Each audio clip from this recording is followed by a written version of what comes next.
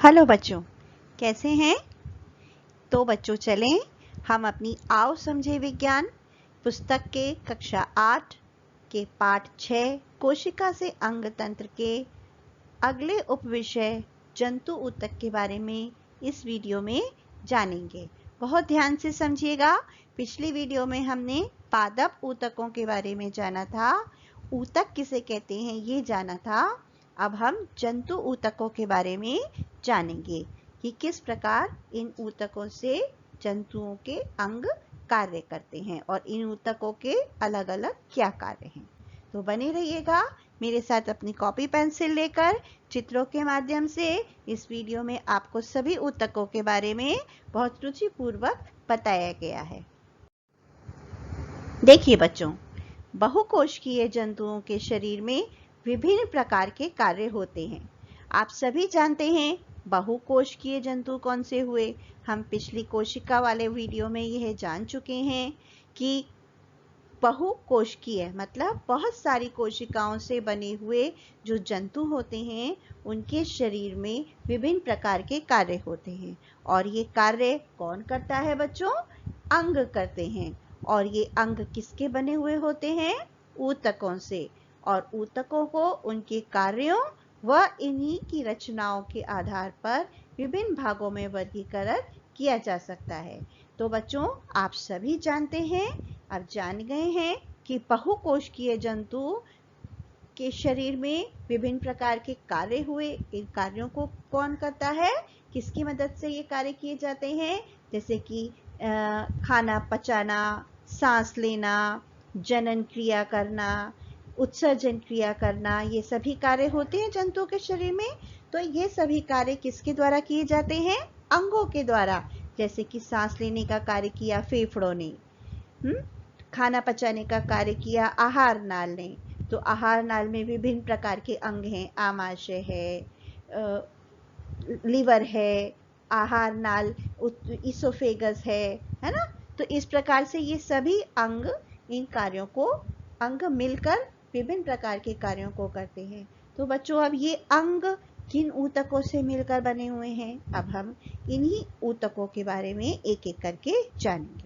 सबसे पहला ऊतक है एपिथेलियम ऊतक, दूसरा है पेशीय ऊतक यानी मस्कुलर टिश्यू, संयोजी ऊतक या कनेक्टिव टिश्यू। हमने पिछले पार्ट में जाना था ऊतक को हम इंग्लिश में क्या कहते हैं? टिश्यू। तो एपिथेलियम टिश्यू, पेशीय ऊतक यानी मस्कुलर टिश्यू, संयोजी ऊतक यानी कि कनेक्टिव टिश्यू। चौथा ऊतक आता है तंत्रिका ऊतक यानी नर्वस टिश्यू। अब ये संयोजी ऊतक या कनेक्टिव टिश्यू फिर विभिन्न प्रकारों में बटा हुआ है। हम इन सब के बारे में आगे जानकारी लेते चलेंगे। अपनी कॉपी पेंसिल पर नोट करते जाइएगा बच्चों। सबसे पहले हम जानेंगे एपिथेलियल टिश्यू के बारे में। तो बच्चों, एपिथेलियल टिश्यू क्या है? यह एक बहुत ही साधारण ऊतक है। यह ऊतक जंतु के शरीर की सुरक्षा करता है। बहुत ध्यान से सुनिएगा, यह ऊतक क्या काम करता है? किस अंग को बनाता है? जंतु के शरीर की सुरक्षा करता है। यह ऊतक शरीर के लगभग सभी अंगों का क्या बनाता है? आवरण, यानी कि उनके अंग, सभी अंग जो भी मनुष्य के शरीर के अंदरूनी बाहर पाए जाने वाले अंग हैं उन सभी का क्या बनाता है? आवरण, यानी कि त्वचा। ठीक है। इस ऊतक की परतें एक अंग को दूसरे अंग से अलग भी रखती हैं। जैसे आमाशय को एक आकार मिला तो उसकी जो आवरण है आमाशय, आहार नाल की बड़ी आंत छोटी आंत आपस में चिपकी तो नहीं होती, अलग अलग होती हैं। तो जब उनके ऊपर त्वचा चढ़ी हुई है तो वो त्वचा एक अंग को दूसरे अंग से अलग रखेगी। तो इस ऊतक की परतें यानी कि इसकी लेयर्स एक अंग को दूसरे अंग से अलग रखेगी। आमाशय को छोटी आंत से, छोटी आंत को बड़ी आंत से अलग रखेगी। एपिथेलियम टिश्यू, त्वचा, मुख गुहा। मुख गुहा जानते हैं? आपका जो ये मुंह है जिसमें दांत और जीभ अंदर मौजूद है, तो वो जो एक खोखली जगह है उसको क्या कहेंगे? मुख गुहा। मुख गुहा की त्वचा, रक्त वाहिनियों की त्वचा यानी कि जो हमारे शरीर में रुधिर वाहिनियां हैं, जो रुधिर को हृदय तक लेकर जाती हैं और हृदय से फिर अंगों तक लेकर जा रही हैं, इन दोनों ही प्रकार की रुधिर वाहिनियों की जो ऊपर की त्वचा है, ये भी कौन बनाती हैं? Epithelium tissue. फेफड़ों की एल्वियोलाई की त्वचा, यानी हमारे जो फेफड़े हैं उसके अंदर गुब्बारे जैसी रचनाएं होती हैं, इन रचनाओं की जो त्वचा है वो भी कौन बनाता है? Epithelium tissue. किडनी की ट्यूब्यूल्स, ईसोफेगस, हमारे आहार नाल में एक नलिका पाई जाती है, जिसे इसको हम आहार नाल की नली कहते हैं। तो ईसोफेगस की भी जो त्वचा है उसको भी एपिथेलियम टिश्यू बनाता है। नाक के अंदर की जो स्किन है उसको भी, जीभ के ऊपर की जो त्वचा है उसको भी, यानी कि सभी, लगभग सभी अंगों की जो डेलिकेट कवरिंग है, यानी कि उनके ऊपर की जो त्वचा है, उस सभी को बनाने में किसका कार्य है? कौन मदद करता है? Epithelium tissue. तो बच्चों, एपिथेलियम टिश्यू सिंगल लेयर भी होते हैं और कई परतों के भी होते हैं। तो जो कई परतों वाले टिश्यूज हैं वो शरीर की एक्सटर्नल ड्राई लेयर भी बनाते हैं, यानी कि जो हमारा शरीर है उसकी जो बाहरी त्वचा है, इसको भी यह टिश्यू बनाने का काम करता है। यह जो एपिथेलियम टिश्यू है यह सीलिएटेड होता है, यानी कि इसमें कई प्रकार, इसमें धागे नुमा रचनाएं निकली होती हैं। आप इस चित्र में देख रहे हैं, ये वाला पोर्शन देखिए, इसमें ये ऊपर धागे जैसी रचनाएं निकली हुई हैं इस एपिथेलियम टिश्यू में। तो ये जो धागे जैसी रचनाएं हैं, एक प्रकार से आपने जैसे झाड़ू देखे, वो झाड़ू का सा काम करते हैं। ये सॉलिड पार्टिकल्स के मूवमेंट में हेल्पफुल होती हैं, उस पार्टिकल को आगे बढ़ाने का काम करते हैं। जैसे हम झाड़ू से कोई कूड़ा होता है उसको आगे की तरफ बढ़ाते हैं और पीछे नहीं जाने देते, इसी प्रकार से ये टिश्यू के ऊपर लगे हुए ये जो सीलिया हैं, ये उसके मूवमेंट में काम करते हैं। देखिए बच्चों, एपिथेलियल टिश्यू जो है, यह टिश्यू कहाँ कहाँ मिल रहा है? ये देखिए, लंग्स हैं, हमारे फेफड़े, अभी मैंने आपको बताया फेफड़े के जो अंदर गुब्बारे जैसी रचनाएं होती हैं, जैसे ये फेफड़ा है, फेफड़े के अंदर आपको ऐसा नहीं लग रहा जैसे कुछ पेड़ हैं, पेड़ लगे हुए हैं? ये पेड़ के ऊपर ही जो पत्तियां सी नजर आ रही हैं, ये क्या हैं? ये एल्वियोलाइज हैं। ये एल्वियोलाइज भी देखिए, हर एक गुब्बारा एक अलग अलग गुब्बारा है, यानी कि उसके ऊपर भी कोई त्वचा है। इस तो अंदर शरीर के अंदरूनी अंगों की त्वचा भी कौन बनाता है? Epithelial tissue. तो ये जो टिश्यू है ये क्या क्या बना रहा है? फेफड़ों की त्वचा, हमारे जो जनन अंग हैं उनकी त्वचा, किडनी की त्वचा, जो हमारे आहार नाल है, यानी कि जो हमारा पाचन तंत्र है उसके अंगों की त्वचा। तो ये सभी त्वचा कौन बना रहा है? Epithelial tissue. यानी कि एपिथेलियल टिश्यू का क्या काम है? जंतु के शरीर को सुरक्षा प्रदान करना। याद रखिएगा बच्चों, एपिथेलियल टिश्यू का क्या काम है? जंतु के शरीर की अंगों की सुरक्षा को प्रदान करना। और यह ऊतक सभी अंगों का क्या बनाता है? आवरण। तो यदि आपसे प्रश्न पूछा जाए कि शरीर के अंगों का आवरण किस ऊतक की मदद से बनता है, तो आप क्या आंसर देंगे? एपिथेलियल ऊतक। ठीक है बच्चों, अब ये देखिए, इस ऊतक को हम और आसानी से देखें। ये ऊतक की आपको ये माइक्रोस्कोप से दिखने वाली स्ट्रक्चर दिखाई गई है। ये ऊतक हमको कहाँ कहाँ पाया जा रहा है? फेफड़ों में, आमाशय में, बड़ी नाल, आहार नाल, बड़ी आंत, छोटी आंत, है ना, तो किडनी में, लीवर में, ये सभी जगह पर ये इसकी स्किन को बना रहा है। तो बच्चों, आगे चलते हैं, देखते हैं अगला ऊतक कौन सा है? मस्कुलर टिश्यू या पेशीय ऊतक। इसके नाम से ही पता चल रहा है कि यह ऊतक क्या काम कर रहा है? पेशियां बना रहा है। ठीक है, तो ये पेशियां कैसे बन रही हैं? चलिए देखते हैं। मस्कुलर टिश्यू या पेशी ऊतक जंतु शरीर की कुछ विशेष कोशिकाओं से बना होता है, जिनको क्या कहा जाता है? पेशी कोशिका। ये पेशी कोशिकाएं समूह बनाती हैं और ये समूह क्या कहलाते हैं? पेशी ऊतक। तो ये ऊतक अंगों को गति प्रदान करने में सहायक होते हैं। ठीक है, तो पेशी कोशिकाएं कैसी होती हैं? लंबी, इसलिए इनको मसल फाइबर भी कहा जाता है। तो बच्चों, जैसा कि हम नाम से समझ पा रहे हैं कि जो हमारे अंग हैं, जिन गति करने वाले अंग हैं, उन गति करने वाले अंगों को गति प्रदान करने में सहायक कौन से ऊतक होते हैं? पेशी ऊतक। अब ये जो गति है कुछ दो प्रकार की होती है। एक, हमारा शरीर दो प्रकार की गति करता है। एक वो गति जो कि हम सोच समझ के हमारा शरीर कर रहा है, दूसरी जो ऑटोमेटिक होती ही रहती हैं और लगातार होती हैं, जिसको कि हम चाह के भी नहीं रोक सकते। हमें पता ही नहीं कि हमारे शरीर के अंदर कौन सी गति हमारा अंग अभी भी कर रहा है। क्या हम अपने दिल की गति को रोक सकते हैं? क्या हम अपने फेफड़ों को सांस लेने और छोड़ने के लिए मना कर सकते हैं? क्या हम अपनी किडनी को उसके कार्य को करने से मना कर सकते हैं? नहीं कर सकते, लेकिन हम अपने हाथ पैरों को हिलने से रोक सकते हैं। ठीक है, तो इस प्रकार हमारा शरीर दो प्रकार की गतियां करता है। एक तो ऐच्छिक गति और दूसरी अनैच्छिक गति, यानी कि जो हम अपनी इच्छा से गति कर रहे हैं, और दूसरी गति जो हम अपनी इच्छा से नहीं कर रहे हैं।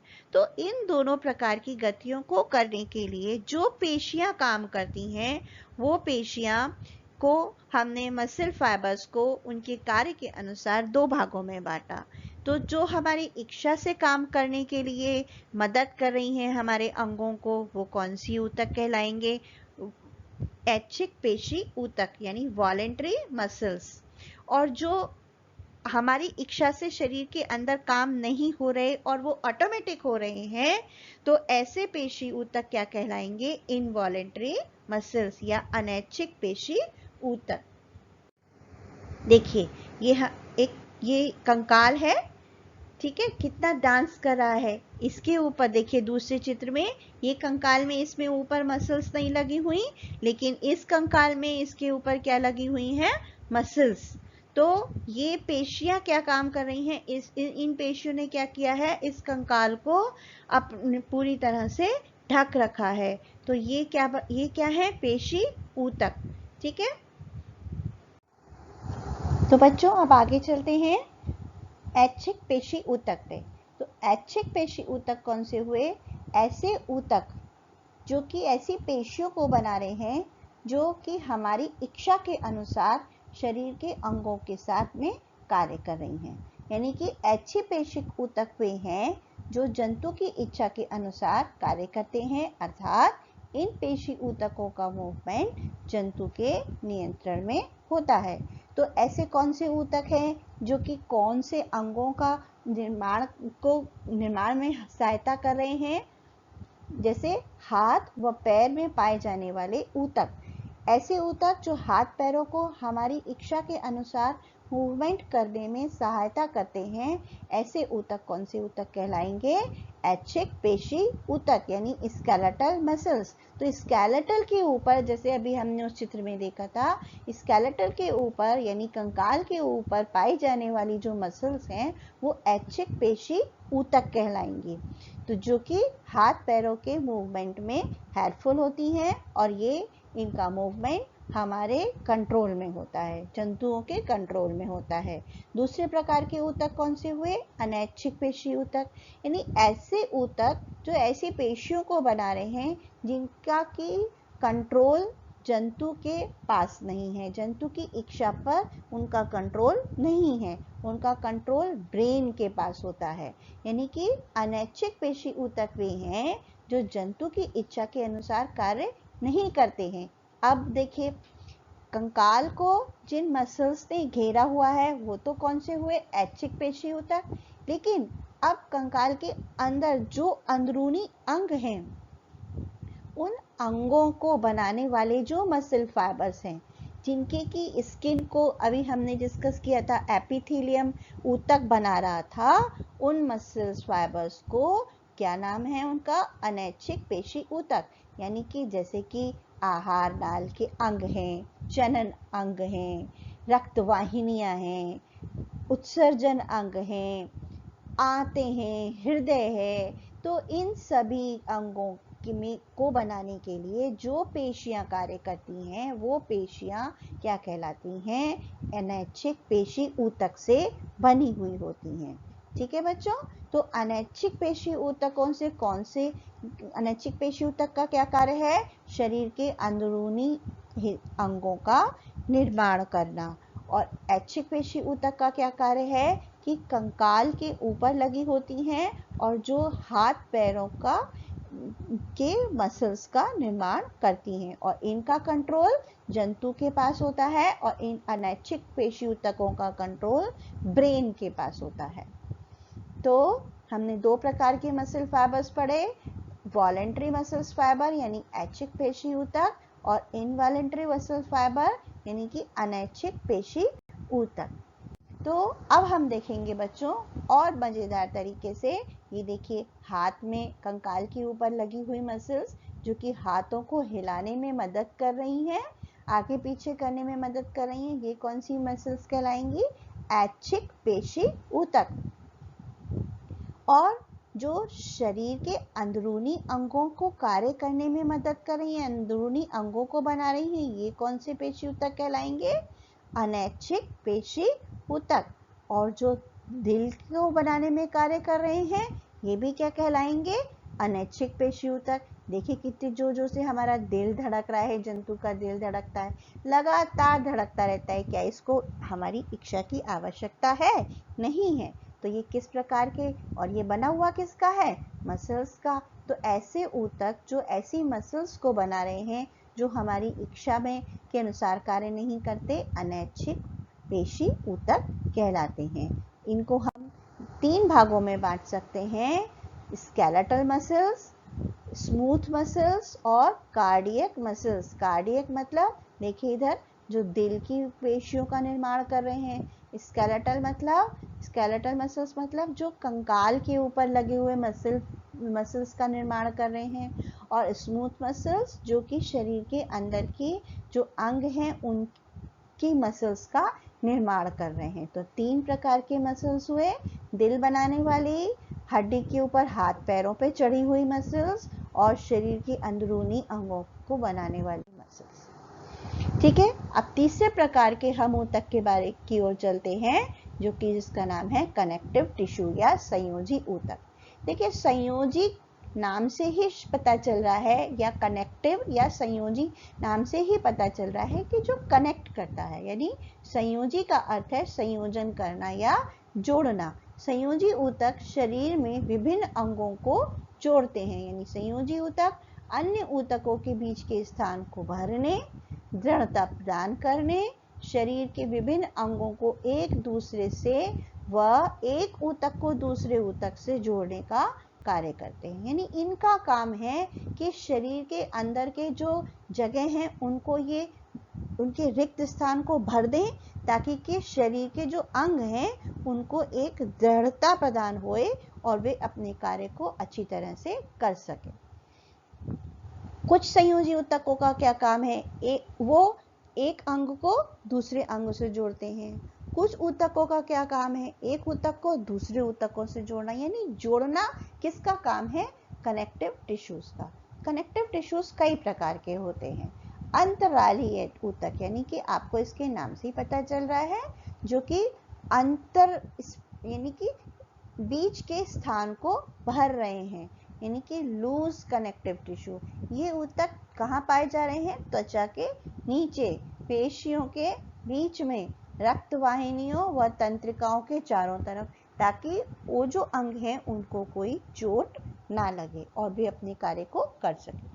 टेंडन्स व लिगामेंट्स। टेंडन्स कौन से हुए? मैंने भी बताया, एक अंग से दूसरे अंग को जोड़ते हैं या ऊतक ही एक दूसरे को जोड़ते हैं। टेंडन्स क्या हुए? मसल्स को किससे जोड़ रहे हैं? बोन्स से। लिगामेंट्स क्या हुए? जो बोन्स को ही बोन्स से जोड़ते हैं। लिगामेंट्स क्या काम करते हैं? जोड़ों को मजबूत बनाते हैं। जब कभी भी हमारे शरीर में मोच आ जाती है तो वो मोच के समय पे क्या होता है कि ये लिगामेंट जरूरत से ज्यादा खिंच जाते हैं। देखिए, ये जंतु का पैर का स्ट्रक्चर है, जिसमें देखिए ये क्या है? पेशी ऊतक ये हड्डी, हड्डी के ऊपर पेशी ऊतक लगा हुआ है। इस पेशी ये के आगे ये जो लगा है ये कनेक्टिव टिश्यू यानी कि टेंडन है।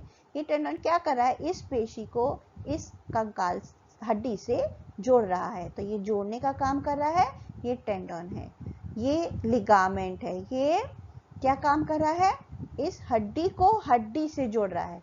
तो हड्डी को हड्डी से जोड़ने वाला जो टिश्यू है वो क्या कहलाएगा, लिगामेंट, और मसल को बोन से जोड़ने वाला क्या कहलाएगा, टेंडन। ये क्या काम करते हैं, इस प्रकार से हाथ पैरों को, ये जो जॉइंट्स हैं, इन जॉइंट्स को मूव करने में हेल्पफुल होते हैं।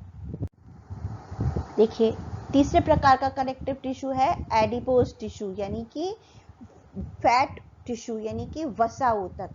यह संयोजी ऊतक कहाँ पाया जाता है, त्वचा के नीचे, ठीक है, ताकि क्या कर सके, ये जो हमारे इंटरनल ऑर्गन्स हैं, यदि कभी हमें धक्का लगे, हम गिर जाएं, या हम कोई मेहनत का काम कर रहे हैं, बोझा उठाने का काम कर रहे हैं, या हमें किसी प्रकार से बाहर चोट लगे, तो हमारे अंदरूनी अंगों को चोट लगने से बचाने का काम यह एडिपोज टिश्यू करता है। या जब हम एक्सेस में खा लेते हैं, फैट हम ज़्यादा खाते हैं, तो ये जो टिश्यू है, ये टिश्यू हमारे त्वचा के नीचे इकट्ठा हो जाता है। या देखिए ये जो ऑरेंज कलर का आप देख रहे हैं, ये पेट पे, पेट के साइड में, पैरों पर, ये ऑरेंज ऑरेंज जो जगह हैं, यहाँ पर ये एडिपोज टिश्यू आकर इकट्ठा हो जाता है। ये हार्ट है हमारा, दिल, दिल की चारों तरफ इकट्ठा हो जाता है। तो इस प्रकार से ये शरीर में मोटापा भी बढ़ाता है। जो हम एक्सेसिव फैट खा लेते हैं, ज़रूरत से ज़्यादा फैटी भोजन करते हैं, तब ये एडिपोज। तो चलिए बच्चों, अब जानते हैं अगले कनेक्टिव टिश्यू स्केलेटल टिश्यू के बारे में। ये जो स्केलेटल टिश्यू है, ये कार्टिलेज और बोन्स में बटा हुआ है। देखिए कार्टिलेज क्या है, यह एक मुलायम लचीला कनेक्टिव टिश्यू है, स्केलेटल टिश्यू, और दूसरा बोन्स, ये हार्ड कनेक्टिव टिश्यू है। कार्टिलेज में लगातार वृद्धि होती रहती है, बोन्स में वृद्धि एक समय के बाद रुक जाती है। यह लचीली होती है, यह हार्ड होती है। यह इसमें जो ब्लड वेसल्स हैं वो एब्सेंट होती हैं, यानी कार्टिलेज को यदि काटेंगे तो इसमें से खून नहीं आएगा। बोन्स में ब्लड वेसल्स प्रेजेंट होती हैं। तो बच्चों, जो कार्टिलेज है ये हमारे शरीर के कौन से भाग में पाया जाता है, चलिए ये हम चित्र में देखते हैं कि बोन्स और कार्टिलेज कैसी होती हैं और कौन से भाग में पाई जाती हैं। ये बोन्स है, हमारे शरीर का अधिकतर हिस्सा हड्डियों से बना हुआ है, ये बोन्स हैं। अब देखिए इस चित्र में ये कान का बाहरी भाग जो कि हमें बाहर से दिखाई देता है, इसको पिन्ना कहते हैं। तो कान का जो ये पिन्ना है, ये देखिए दबाने से ये दब रहा है, ये मुलायम है, तो ये कार्टिलेज का बना हुआ है।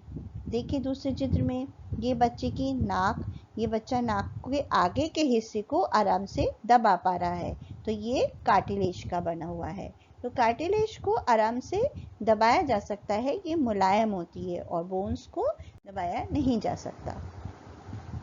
अब अगले कनेक्टिव टिश्यू की तरफ चलते हैं, ये है ब्लड। ये भी एक प्रकार का संयोजी ऊतक है, ये तरल अवस्था में होता है।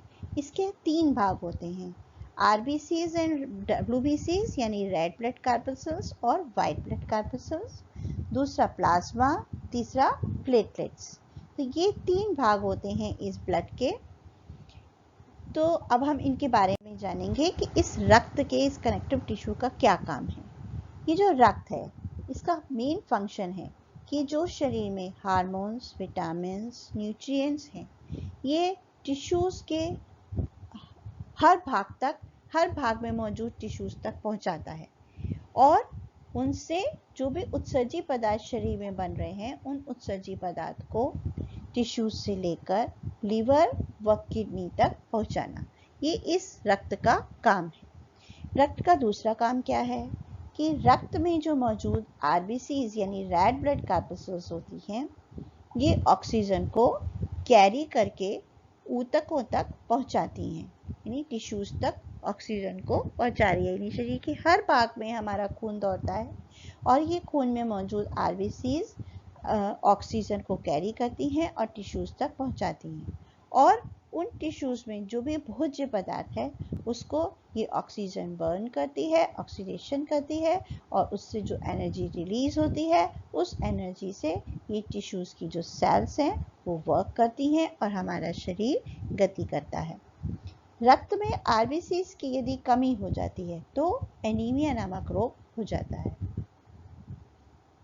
WBCs रोगाणुओं का भक्षण करती हैं, यानी जो रक्त में जो व्हाइट ब्लड कार्पस्कल्स हैं ये रोगाणुओं को नष्ट करती हैं, और यदि इसकी कमी से शरीर की प्रतिरोधक क्षमता घट जाती है, यानी यदि WBCs कम हो जाती हैं तो क्योंकि इनका काम है कि ये रोगाणुओं का भक्षण करती हैं, यानी जो रोग पैदा करने वाले जो शरीर में हमारे रोगाणु पहुंच जाते हैं ये उनको नष्ट करती हैं, और यदि यही कम हो जाएंगी तो हमारे शरीर की जो प्रतिरोधक क्षमता है यानी इन रोगाणुओं से लड़ने की जो क्षमता है वो घट जाएगी।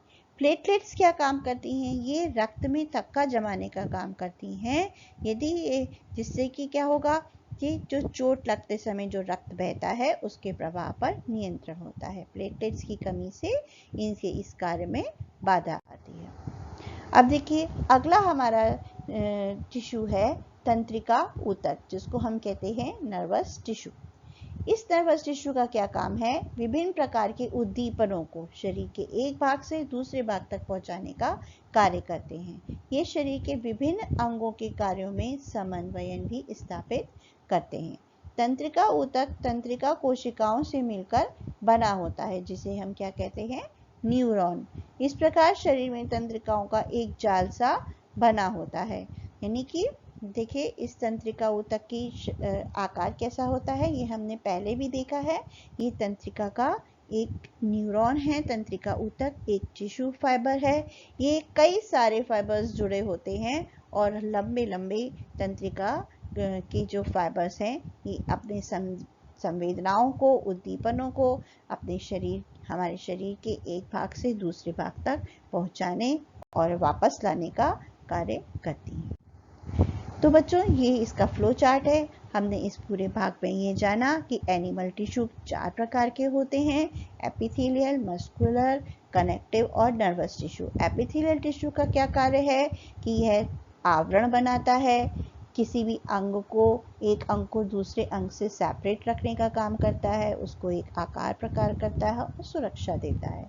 मस्कुलर टिश्यू ये गति प्रदान करते हैं। 2 प्रकार के होते हैं, ऐच्छिक और अनैच्छिक।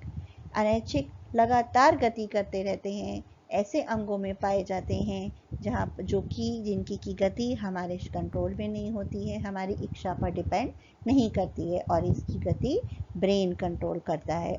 और दूसरे प्रकार का ऐच्छिक, जो कि हम अपनी इच्छा से उन शरीर के भागों में गति को करने से रोक सकते हैं।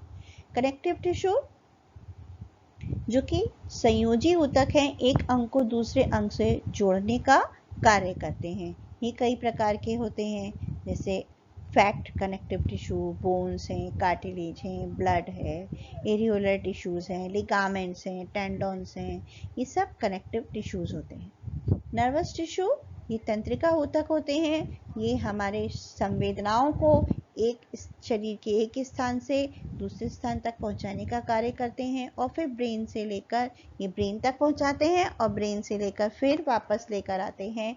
तो इस प्रकार उद्दीपनों का जो ट्रांसफ़र है एक स्थान से दूसरे स्थान तक, ये तंत्रिका फाइबर्स करते हैं। तो बच्चों आपने जाना कि एनिमल टिश्यूज़ या जंतु ऊतक के किस प्रकार से अंगों का निर्माण कर रहे हैं और उनके कार्यों में मदद कर रहे हैं। अगली वीडियो में नए टॉपिक के साथ फिर से मिलेंगे, तब तक के लिए गुड बाय।